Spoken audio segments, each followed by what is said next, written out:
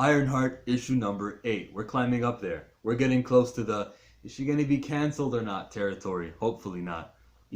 With Comic Con coming up, they could announce a phase 4 and she could be like a movie coming in the next 4 years or so. Hopefully not. You know me. We got X-Men, Fantastic Four, heroes that, are adults that need to be combating against the already established Avengers who are in their 40s. Let's have them duke it out. After we do Avengers vs. X-Men, we can bring in these young folks. Because right now, Peter Parker is only 16 years old still if you watch Far From Home. He's still 16. Dude's birthday is in August, so I'm sure he got blipped in July. I'm sure when he returned it was, maybe September.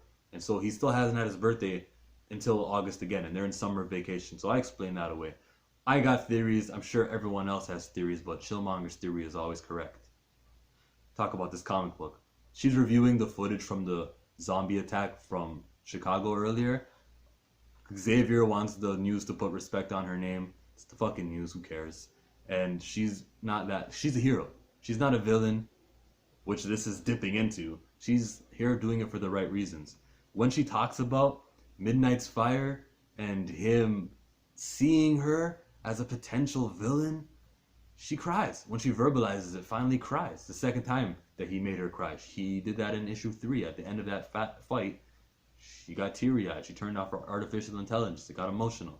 So, is she a crier? Is this something that she's doing now? She's come a long way from, I think I could do this. Back when Bendis was writing her, remember that. I just put the picture up on the screen. That was a time when, things were optimistic and everything was happy. No, glass half empty right now. She might not be able to.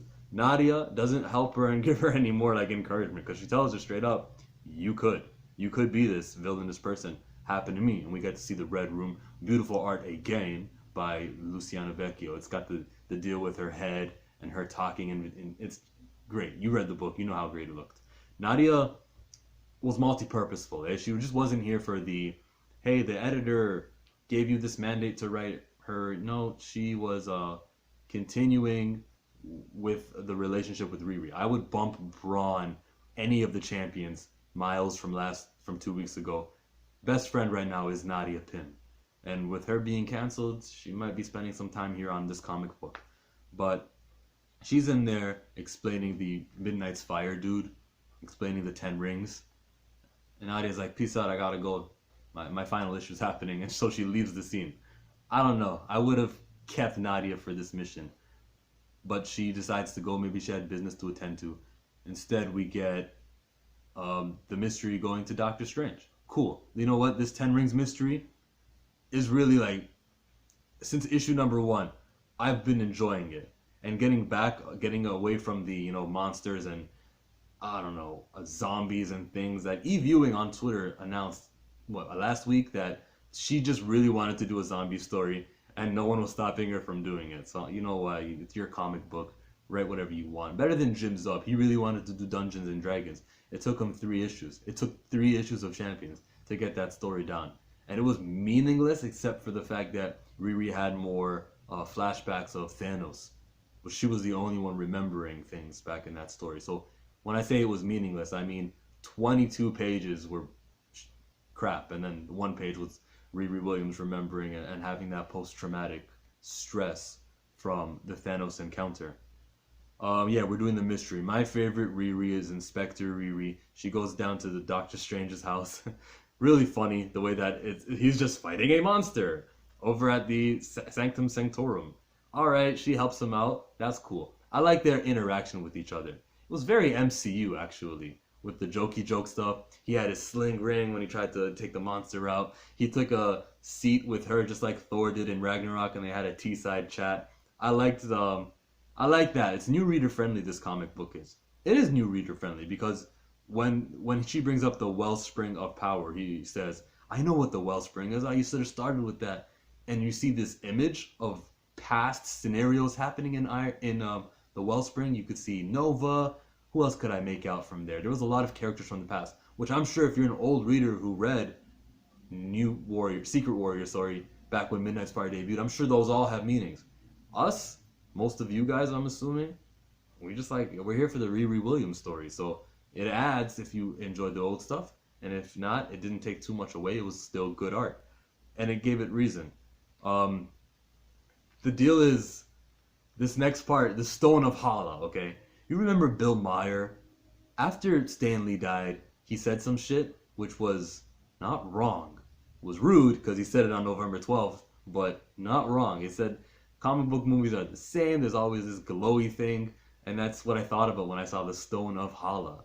Okay, here's one thing I didn't like. Riri responded to Doctor Strange as homie.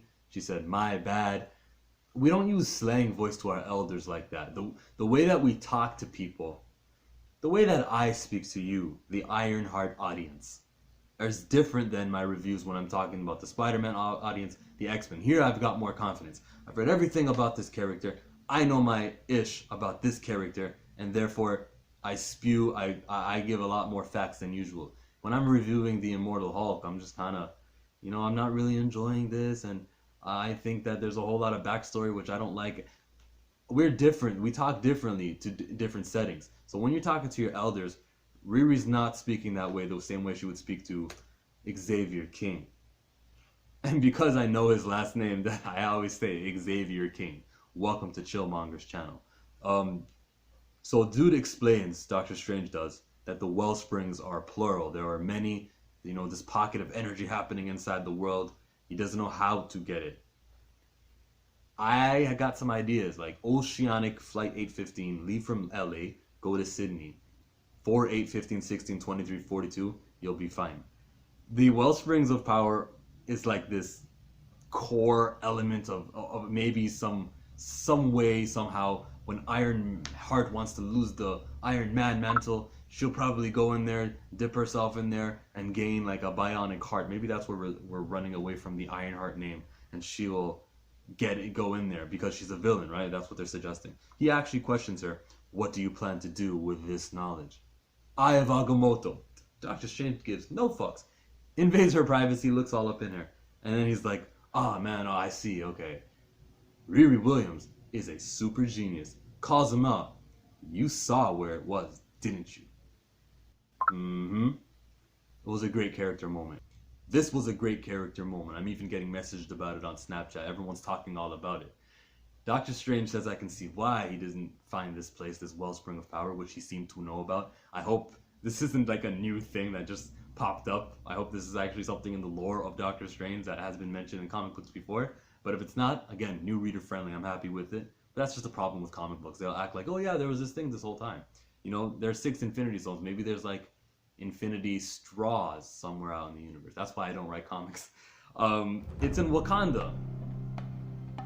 And we're gonna get the Black Panther. Actually, Shuri was on the cover of the next issue, so we're gonna get Shuri. What's the music for Shuri? No music for Shuri? I guess not. I'm out of here like Vladimir. Like my video, because you made it to the end of it and you're not an asshole.